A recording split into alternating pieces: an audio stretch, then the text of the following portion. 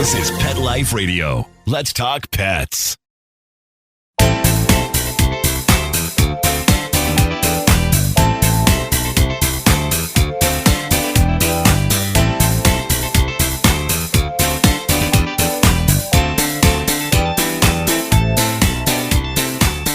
Welcome to Covered in Pet Hair, a boozy show for pet lovers on Pet Life Radio. I'm your host, Isabel Alvarez-Arrada, and today I have the pleasure of having a drink and a chat with an animal communicator and author that is going to tell us all about our soul pets. I will introduce you and tell you all about her as soon as we come back from these messages from our sponsors. How many of you have pets? My hand's raised. Now think about how lucky you are to have such a sweet little pet in your life, and that pet is lucky to have you too. But unfortunately, there are countless pets out there that don't have a home to call their own. However, Bob's from Skechers is trying to change that. So we developed Bob's for dogs and cats to help pets in need. With every purchase of adorable Bob's footwear or fun, stylish apparel, or even the cutest Bob's pet accessories, Skechers makes a donation to Petco Love to help save shelter pets. And with your help, we've already saved the lives of over 1 million pets and raised over $7 million. So while you're getting style and comfort with features like Skechers' famous memory foam cushioning, you're also helping to save an adorable pet in need and helping another lucky owner be connected with a future best friend and companion, because happiness is having a loving pet by your side. Find Bob's at a Skechers store, Skechers.com, select Petco locations, or wherever stylish footwear is sold. Let's Talk Pets on PetLifeRadio.com.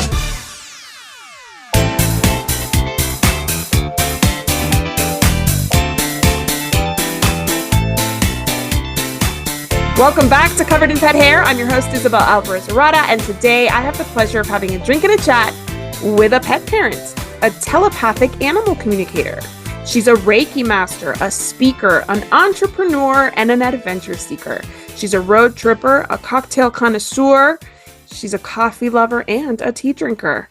World traveler that was born and raised in Houston, Texas. She was bird mom to Pearl, her soul bird who recently passed, and to Miss Petals, who she believes is his reincarnated spirit. More on that later. She's turtle mom to Malty, a 9-year-old redfoot tortoise, and Io, a 1.5-year-old 3-toed box turtle. She's dog mom to Flash Gordon, her 8-year-old standard wire-haired Dachshund, who, by the way, is like my dream pet. And she's also the creator of Pet Love Letters and author of Love and Feathers, a book about all that her soul pet, Pearl, taught her. She also collaborated with her dear mom, a chef, on a cookbook called Waffles and More, a recipe book that features a bird named Pearl's favorite people food recipes. She's founder of Animal Love Languages, dedicated to fostering closer, clearer connections between pet parents and their companion animals. Her name is Shannon Cutts. Welcome, Shannon. I'm so excited to meet you finally. Isabel, it's a joy and an honor, and this has been a long time coming, and I'm absolutely thrilled we finally get to meet virtually, face to face. Agreed.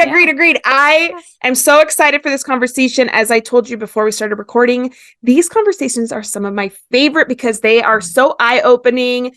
They're so great for connecting with our pets and with other humans and kind of seeing what's beyond what we see in life and what we see in the day-to-day, kind of what's beyond what meets the eye, I guess you should say. But before we get into all of the details on soul pets and animal communication and all the things that you're going to teach us today, I want to introduce our drinking game. So anybody at home, grab something to drink, whether it be alcoholic or non-alcoholic. You can play along. So anytime you hear this word, the secret word is Pearl. Make sure you take a drink of whatever it is you're enjoying, but we won't know what it is. So we're just going to chat. But at home, you're the ones who are going to be drinking along with us. And just make sure that if it is an alcoholic beverage, you never drink and drive and always drink responsibly and be of age wherever it is you're joining us from. So what are you having today, Shannon? I see you have a little bird there joining us. Well, Miss Petal here is very interested in the clear glass and the smell of the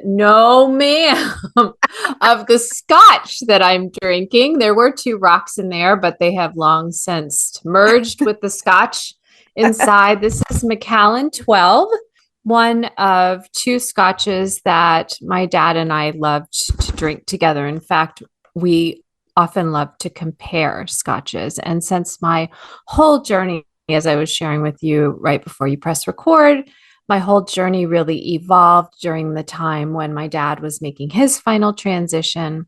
And that's when a lot of my intuitive gifts spontaneously awakened. And this is a fascinating story in its own right. And it's why I believe so passionately that we all have inner secrets, inner superpowers that we don't even know about yet. And so even though, as I was sharing with you, if it tastes like alcohol, I'm probably going to like it. This felt like the right drink choice for us today, for our meeting today. I wanted to invite my dad in spirit to our conversation. Well, hello, Dad. Thank you for joining us. I love that you put so much thought into your drink choice. I always do. And I always appreciate a fellow boozy pet parent. So I'm going to toast to you with I'm having a strawberry vodka spritzer. Yes. Can you believe how cute this glass is? It's adorable. I got this glass in my Buy Nothing group. So cheers to everybody who participates in Buy Nothing groups, because somebody else's trash is always somebody else's treasure. So cheers to you. I had strawberries and I figured let's go with the strawberries today. So cheers. Thank you for being on the show. Oh, you're so welcome. And I wouldn't say I'm officially in a Buy Nothing group, but my mother and I are lifelong thrifters, and I am certainly not above thrifting in someone else's front yard. Agreed. I love it. This glass came from a thrift store, and I have many wonderful things, probably almost everything that you see in my part of the casa comes from, and probably pretty much everything that I'm wearing today as well. We won't go into too much detail there, but I just promise you 90% of it is thrifted. I love that so much. Actually, I just got a new cat, Van Gogh, and his favorite place to sit is a piece of furniture that I got from the dump at my old apartment. And it was beautiful and it only needed new hardware. So I went to Anthropologie for a nice, two very nice pieces to put on it. And it looks fantastic and he loves it. And because I got it literally next to the trash can. Yeah. I don't have to worry about him messing it up because I'm not that worried about it. Right. And it's already broken in. So it's guaranteed extra comfy. It is beautiful. It's like this small kind of sideboard and it's perfect height for him to look out the window and he loves it. So cheers to thrifting and all of these garbage pickers. I guess it's what they call us, but I'm good with that. Absolutely. We're recyclers and repurposers. We're keeping things out of the landfill and giving back to the planet. How about that? Agreed. Well, I want to talk about soul pets because I've always referred to Titan, who recently passed, as my soul dog. But I've never dug into what that really means. So I'm going to invite you to play our first game today. It's called Soul Pets. And it's just a quick fire where I'm going to ask you questions to do with soul pets, reincarnation, animal communication, things like that.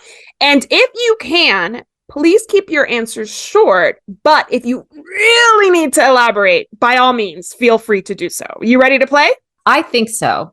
Okay, you can do this. I believe in you. And you know what? I have follow-up questions. So I guarantee you we're going to dig. This is a deep dive. I promise. All right, here we go.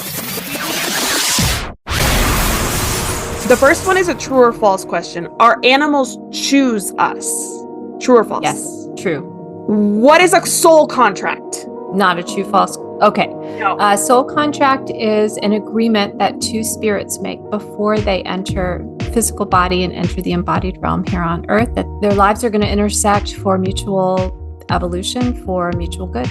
Amazing. You see, I knew you could give me a succinct answer to that. I know. I told you I was worried about this before the show started. I'm like, deep, meaty question, deep, meaty answer.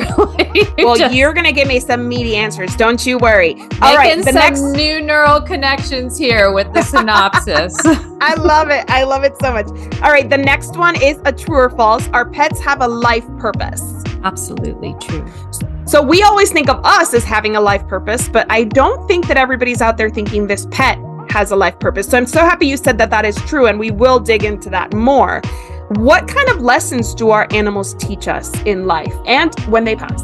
Boy, that's okay. So the number one lesson that I've experienced, I can only answer from my own experience, is to believe in ourselves and to trust our own intuition. Nice. And I would add, if I can add a PS, to forgive ourselves, To forgive ourselves, to give ourselves a break. I love that. Because they do. They give us a break all the time. I love that so much. They model it for us. They do. They do. I love the use of the word model because that's so important. All right, next one. Wow. I have this question because I just experienced this with my new cat, Van Gogh. What is that connection we feel when we walk into a rescue center or somewhere and we say, that's the pet? What is that? Is that just... It's the activation of the soul contract.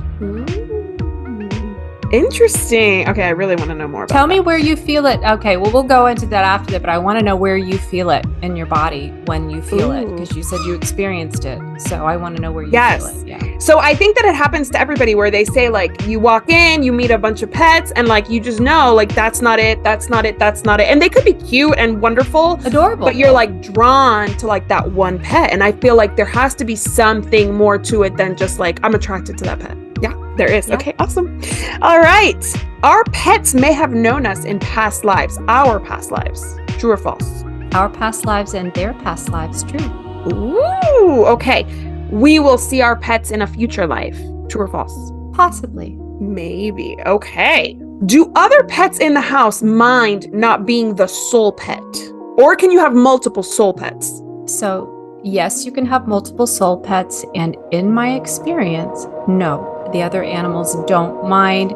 At some level, if we're keeping company with a specific animal and not all the other millions of animals, and if they're keeping company with us and not all the other millions of humans out there, there is some level of soul contract in place. It has to do with what best serves each being's highest good. And so some soul connections can look and feel much more all-consuming, right, and essential than others, but it's due to the nature of the soul contract and what each being needs from that connection. That's amazing. Okay. So how did you, first of all, get into this kind of work? You mentioned that it was your dad's past. Interesting. But did you work in pets at all before your dad passed in another capacity? Turning 50 is always going to be a big deal. I feel like even if we don't know we're 50, like we were trapped in a cave for many years and we have no idea of chronological age, I still feel that there's some kind of like awakening or unfolding that happens with each of these quarter century marks. And I hit 50 a couple years ago, and 6 days after I turned 50, on the day that her present arrived for me, my best friend suddenly passed away. I'm so sorry. She was a Reiki master. And right after that, my father, who had been diagnosed with a very serious wasting illness, right in that, it's hard for me to even explain, but right is somewhere in that miasma of grief and uncertainty and family trauma, my hands turned on.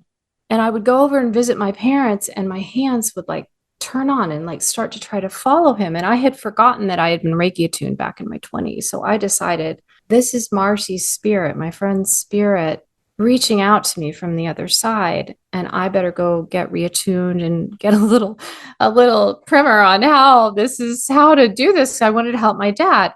And right around that time, I've had a meditation practice since I was 19. So right around the same time, I was meditating one morning and I heard the words, "You are an animal, intuitive and sensitive." Wow. And I thought, that's fascinating. I have no idea what the heck it means. So, so it's like, here I am learning about myself. Like, I'm 50 and I'm making a lot of new neural connections all of a sudden. I had been involved in the pet industry prior to becoming a professional communicator and Reiki master. I worked as a freelance writer. And over the 10-year period, it became more and more about writing in the pet niche because it felt like it was what I was most passionate about. And thus it became kind of my sweet spot. It was also the content that seemed to speak to readers the most. And it became something that I was sought out for. Right. And, all this kind of unfolded. And then I ran a very popular blog called Love and Feathers. And that featured my soul bird Pearl. And then it became Love and Feathers and Shells when Malty and Io came along. At that time, it was Malty and Bruce. And one day, while I was in the process of adding Probably, I think it was when I was adding Bruce to the family, and I was working with animal communicators. I was hiring animal communicators, and they kept telling me, "You can do this," and I was like, "Yeah, I just need you to tell me whether he likes Right. his food." Like we're Yeah. very functional. We're on a timeline here, and that's we have a problem to solve. And then I adopted Bruce, my box turtle, who has now rewilded himself, and the communicator told me he's here to help you learn how to manage your energy. And I think that was really my first verbal introduction to soul contracts. I had never thought about, I mean, I knew I couldn't exist without Pearl. Like we were joined at the beak from the moment I got up till the moment I went to bed. I don't know I do know what my former partner thought about that. And that's probably one of the many reasons he's my former partner.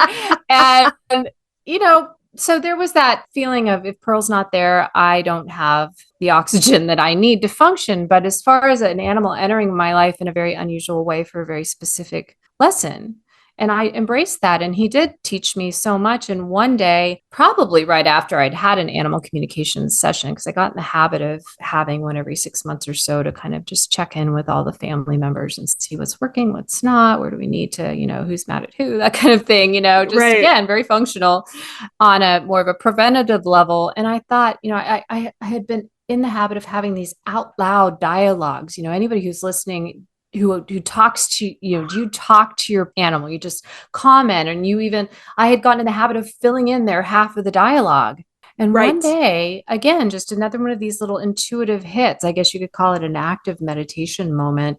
I thought, I think I'm communicating. I think that we are having this isn't just making things up to entertain people on Love and Feathers and Shells, which was all about animal ambassadors and specifically focused. Flash would make frequent appearances, as would our former docs in JP Morgan. But I really felt like it was more about giving voice to the voiceless and Right. giving depth to the misunderstood and really focusing on exotic animals because I have such a passion for these exotic animals. I can't believe that tortoises and turtles have survived everything. Like they survived the freaking asteroid that killed all the warm-blooded creatures and all of the dinosaurs, but they may not survive us. So Right. it's like I feel very passionate about that. But I just had never realized that I was having this out loud dialogue. And when I started to learn things, when the Reiki turned on, and then I heard you're an animal intuitive and sensitive, I really kind of treated that like a gift that other people got that was really cool, like being,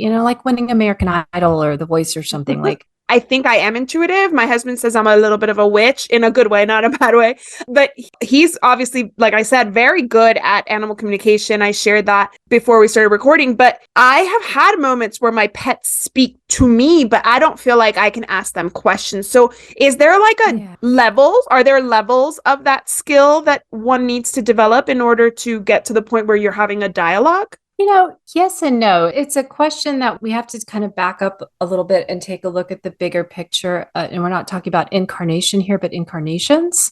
Some people come in and it feels like all their intuitive senses are turned up to 10 and blaring. And that typically traces back to some experiences that they've had, some work that they've done in a prior incarnation. I love your comment about being a good witch. One of my personal mentors and coaches, Christine Kane, likes to joke that, we're all, recovering witches or apothecaries or midwives or, and we were all burned at the stake and now we're back. So watch out because we live in an era where this is not only accepted for the most part, but wanted and needed and even craved. And so that's a part of it. We're coming in with some experience, but on another level, we may come in and that's part of our journey here is we're recovering from that trauma or so we go through a period where we need to reawaken. Again, it's about developing a secret inner language where you learn to trust what your senses are telling you because it's happened before and it's so that means it's probably happening now and it means it will likely happen again. But it's a daily discipline if we make it a priority. And, a lot of people come into animal communication, like we talked about before, with kind of a problem mentality. It's very normal. It's very natural. We have so much jammed into our day that we just need to get it off our plate. We need to check it off the list. And yet the unwitting star of the whole show is we ourselves, because what we're going to get out of it is so much more than just fixing that problem. We're going to learn that we have this whole other side to ourselves and this whole inner GPS system that's always been there that can guide us, that we can trust ourselves like we talked about in the game. We can learn to trust ourselves. Our animals already trust us, which is kind of amazing. Yeah. I'm not always sure I'm trustworthy, but you trust me. So I'm going to try to rise to the occasion. I want to dig deeper into that whole soul pet and what we feel when we meet or are in like the company of our soul pet. But before I do that, I need to take a break. Let's listen to our sponsors. And when we come back, Shannon is going to tell us what it feels like to be in the presence of our soul pet. Don't go anywhere. You don't want to miss this. We'll be right back. Take a bite out of your competition. Advertise your business with an ad in Pet Life Radio podcasts and radio shows. There is no other pet-related media that is as large and reaches more pet parents and pet lovers than Pet Life Radio. With over 7 million monthly listeners, Pet Life Radio podcasts are available on all major podcast platforms, and our live radio stream goes out to over 250 million subscribers on iHeartRadio, Odyssey, TuneIn, Stitcher, and other streaming apps. For more information on how you can advertise on the #1 pet podcast and radio network, visit PetLifeRadio.com/advertise today. Let's talk pets Let's talk pets on Pet Life Radio. Pet Life Radio. PetLifeRadio.com.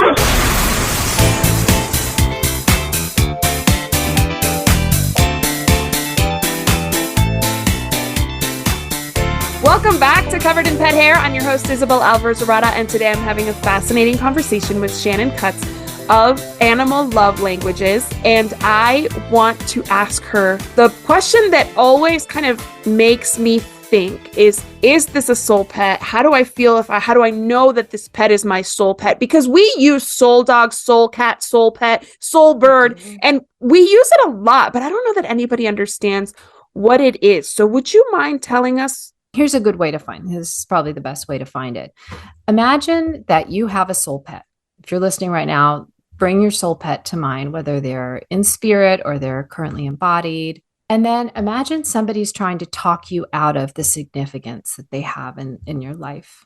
And they're trying to convince you that animal is just a pet, that just go get another one. All the things that we that if we all had spines along the backs of our necks, they would all raise up and we would charge, right? This is how we know. I totally feel that right now. I'm happy we're having this conversation literally a month after I got Van Gogh, because he is the first pet that I've ever gotten on my own accord. Every other pet in my life has been influenced by somebody else. And with Van Gogh, I just had this feeling that I needed to find a pet. Somewhere during the Texas Pet Sitters Conference, the idea of a Russian blue hit my head. I don't know if it was a dream. I don't know if it was mentioned there, but it kind of stuck. And then literally 2 days after, the day after I returned from the Texas Pet Sitters Conference, I'm picking up this Russian blue 30 minutes away. I knew exactly who I wanted. I said what I needed. The rescue led me to him. I found him on the website. I felt a connection on the website. I felt a connection when we met. He literally walked over and loved me. I told him, I can't take your sister. I can only have one of you right now. And it's okay if you don't want that. And he jumped into my carrier. And so to me, that was a key that he was okay with it. He was kissing her goodbye. We went home. He has been he feels so familiar to me. And it's only been a month. And he's moved into this house. There's not been a very, house. there's no big, It's his house. There's no big adjustment period. Even the dog has been it took a couple days, and she's oh, he's staying. Okay, cool. My kids adore I remember him from when we were doing the soul contract sketch up in the other place across the vale. Yeah, absolutely. Exactly. And I feel so bonded to him. I feel he looks at me, he gets me, I get him, and we are brand new friends. So I don't know that he's my soul pet yet. I know that with Titan, it was love at first sight. Another way of saying it, that love at first sight where you just feel connected. And how would I know if a pet is a reincarnate of a previous pet? Does that familiarity tell us anything?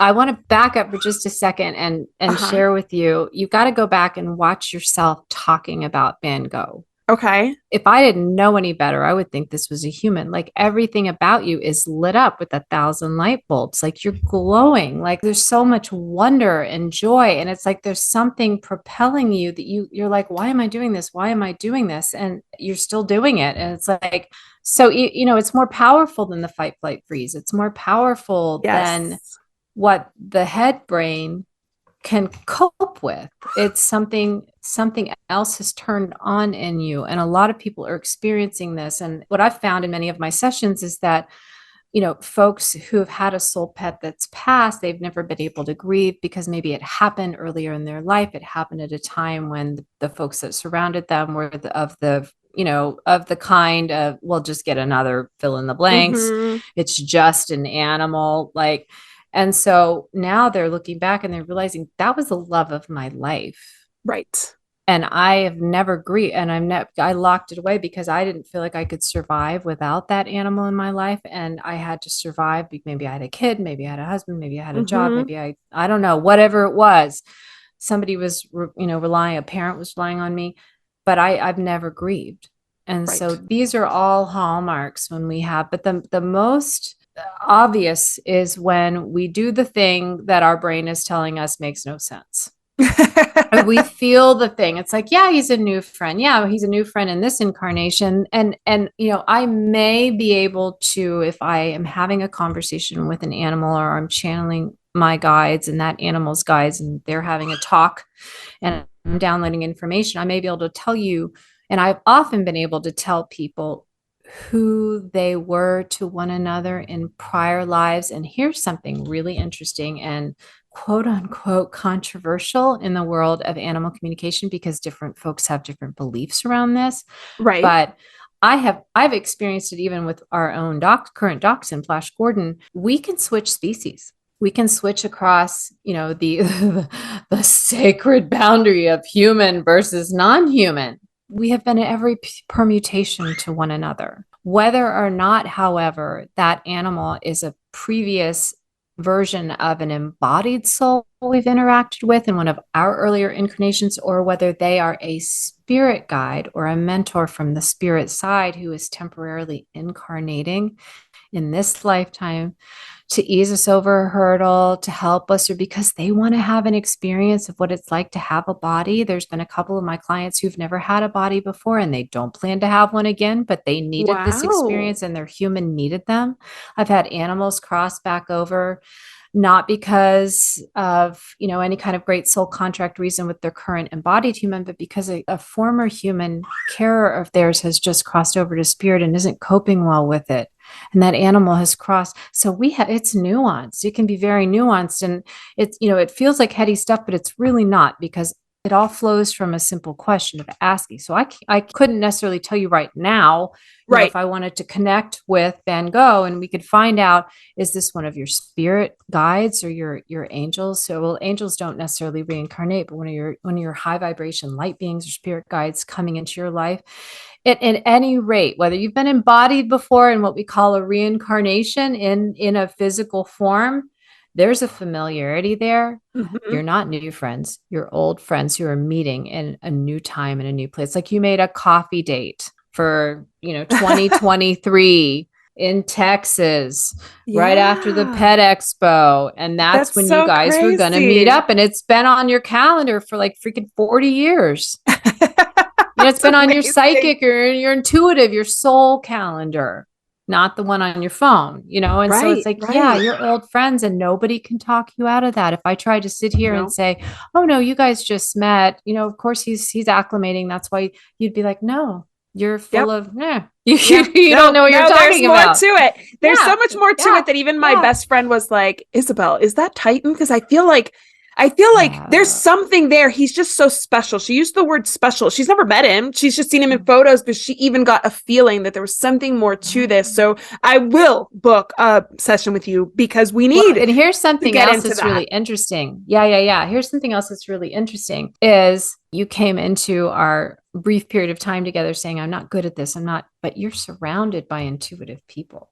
Mm-hmm. All the social connectivity theory tells us that we've evolved, from incarnation to incarnation to interact in only small tribes. This whole social media where you have 1,500 or 15,000 friends is very artificial. We don't have the capacity to maintain connections at that level.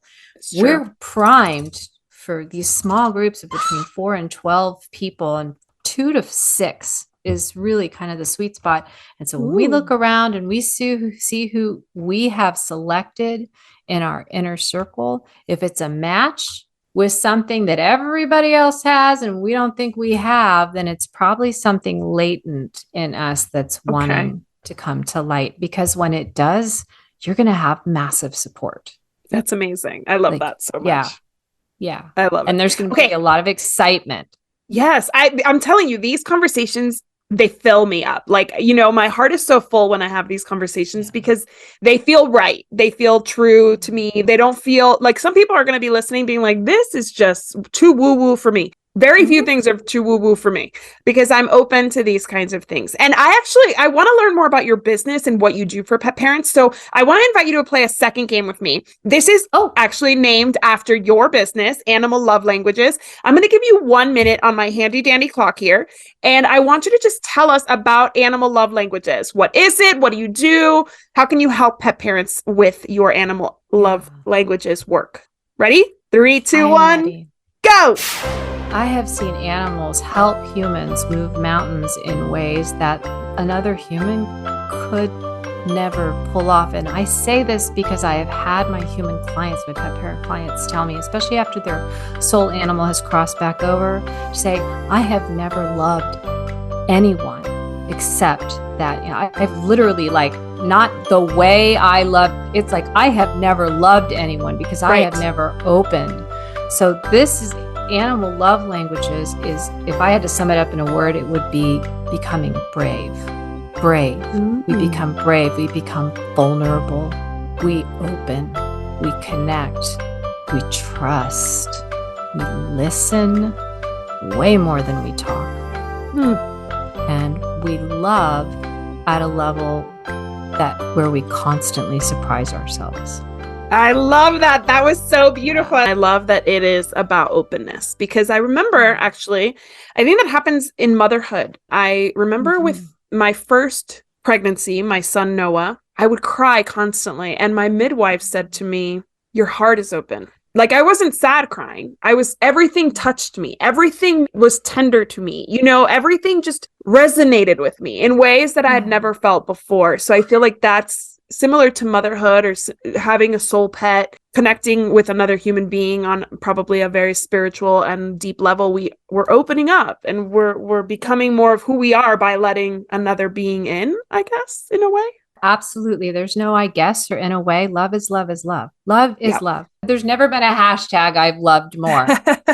Love is love is love. It doesn't need any translation. It doesn't need any definition, and it won't tolerate any limitation. That's true. And what's so interesting about your experience with your firstborn is that little babies, any baby before the age of about 2, when certain higher level cognitive functions start to turn on, and there's a little bit more of what Don Miguel Ruiz calls domestication going on. Right. And yes, no is not your favorite word. No, there's a yes. You start to learn the rule. Thank you and please and all of these different things. Like before that, in India, they say gazing into the eyes of a child of 2 years old or less is gazing directly into the eyes of God. It's the same thing with our animals because they're unfettered love. They're not troubled by the machinations going on upstairs. And so it's a brave making act to be a mama to any species. Yes, true. And our animals stay that way for a lifetime. Exactly. So you're signing up for a level of mirroring. You may not give your animal your very best every single day, but your animal will always mirror your best. Now, what I love, because I've spoken with many pet parent clients who come with guilt that they can't seem to shed. They definitely haven't found a way to share it, and they need someone to talk to about it. I didn't walk her every day. I didn't know that the treatment wasn't working. I made him stay too long because I couldn't let go. I didn't allow him to grieve his sister when she passed. I mean, there were so many, I didn't know, I didn't understand. And we come into this, and what I often share here, what I always share is what Don Miguel says. He says, always do your best. Your best will change from one day and one moment to the next. Absolutely. It's the intention that matters. So if you're listening right now and you're struggling with guilt, Maya Angelou says when we know better, we do better. And the truth is that the intention, in 99.9% of the time, the intention is to do better than you know how to do. And that's what the animal is tuning into and mirroring to. It's like, I know you didn't walk me all the time. I know, deep down, you probably sensed but you didn't know that was a sense. You didn't even know you had access to that. Right. And what I'm feeling is your intention to do right by me, your intention to give me your very best. And that's what I'm anchoring to. And that's what our animals. So that's where we started the show talking about our animals want us to forgive ourselves. They want us to give ourselves a break. I completely agree with back to this point. And this is another way that we sense soul pets, whether we've reincarnated many, many times because, like actors in a play or a really good movie series, we've agreed to play all these different roles. And each time it's like, that's another question that pet parents often have is like, well, how will I know? I want my pet to reincarnate. My pet is telling you that they're willing to reincarnate. How will I know? How will I recognize them? And one thing I can tell you is that a pet reincarnating does not mean we're cloning someone here. Right. In fact, it's often the opposite because we've been to that rodeo. We've learned those lessons. We've evolved to this point. And so we have to be okay. Like Petal's voice is different than Pearl's. Petal is twice Pearl's size. Petal is a ladybird. That's a big deal, different gender. So we have to be open. And that's why sometimes we have to grieve first before welcoming the reincarnated animal back into our life, because there was a period when I was waiting for Petal to be old enough to adopt her, and I knew who she was and she knew who she was, but I wasn't ready because I just wanted Pearl. Right. And that's part of, that's part of the process. It's another one of those, not so nice factors about being embodied. The physical body, the mental body needs a chance to catch up to the emotional body and the soul body that already is looking at the calendar and seeing what's up ahead. And so we've got to go through these uncomfortable processes, and we've got to give ourselves some time. And that, again, anchors back to give yourself a break. Yeah. Ease up on yourself. Be gentle. Especially when you're mourning the loss of a pet, because I'm so happy you address the guilt, because that's, I think, the hardest part for everybody that I've ever interacted with who lost a pet. It's always the guilt. Was it too soon? Was it too late? I didn't do enough? I wish I had spent more time with them, blah, blah, blah, blah, blah. And it's like, I missed the signs. I missed the signals. I mean, I suffered from it too. It's like nobody listening to this should ever think that I've got some kind of inside track just because I'm an animal communicator. I have honed an ability that matters to me. I have put in the time and the effort and the dollars and the hours. And what I do is available to you. Now, will it look like me? Will you become a me clone? No, it will look like you. Right. That is truly the only difference. Because I could do this all day, but I'm going to wrap up now. I want you to tell us how my audience can learn more about you. Well, head over to animallovelanguages.com. I've got a bunch of free tools. I offer a weekly newsletter. You can experience animal communication, private sessions. You can experience distance Reiki. You can experience animal communication workshops and enjoy my podcast, Let's Talk to Animals. Yes. It's all about demystifying and de-wooing all of these wonderful conversations that we've been having. What is it? Who can do it? How can it help? Can it happen even if the pet's in spirit? All of these questions, there are answers. And the podcast encourages everyone to find their own answers as well. I offer plenty of fun, free tools. There's a 5-day animal communication camp that gets you acquainted with your intuitive pathways, and a really fun, if you have like a favorite species, like I just love dogs, I have Why Do You Pick Me? And you can click and receive channeled wisdom about that species. Dogs. So right now I have dogs, cats, birds, reptiles, and equines. why do you love my species so much? What is it about my species signature, my energetic blueprint that is here to grow me and to teach me? What am I seeking out? Why is that? For me, it's, it's always been birds and turtles. Right. Yeah. So, right. Like Miss Petal here. So there's lots to enjoy. I would love to meet you. Reach out, send me a message. You can reach me at shannon@animallovelanguages.com. And more importantly, you can reach Petal, Malty, Io, and Flash Gordon. Yes, absolutely. She just flew into I love it. Yeah. Just want to propose a toast to you, Shannon, for being my guest today. Oh, bravo. And to you. Cheers. Thank you again. And thank you, sweet Miss Petal, for being with us today. I've so enjoyed having a bird on here for the first time. It's usually dogs and cats. So here's to Miss Petal. So I also want to propose a toast to our executive producer, Mark Winter. Thank you, Mark. Absolutely. And to our audience for tuning in for all of these amazing conversations. Thank you so much for sharing your love of pets with us and with my guests. So here's to a life covered in pet hair, because there's no better way to live. Cheers. Bravo. And cheers, of course, here's to a life covered in bird feathers and shells as well. To my ears. Cheers. We got to know our audience. Cheers. Thank you again for the invitation. It was my honor and privilege. I truly enjoyed it and can't wait to keep in touch.